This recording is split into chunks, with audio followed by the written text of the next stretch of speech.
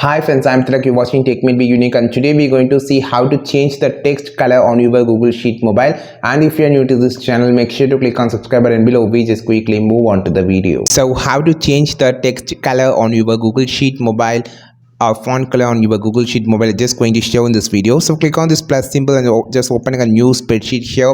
I'm just going to select any cell. I'm just going to type something about the text color, COLOR. Okay, they just choose and click on this OK symbol, and now we're just going to zooming into this, and just click on this A symbol on the top, which actually opens this dialog box. Click on this A symbol, and now you just have an option called text color. Just click this. You can see a lot of text colors are here.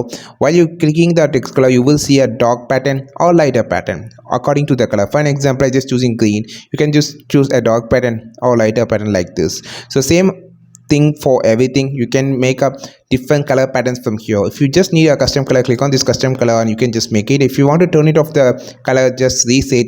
Click on the reset option, which actually reset the color option on the which will remove the color actually.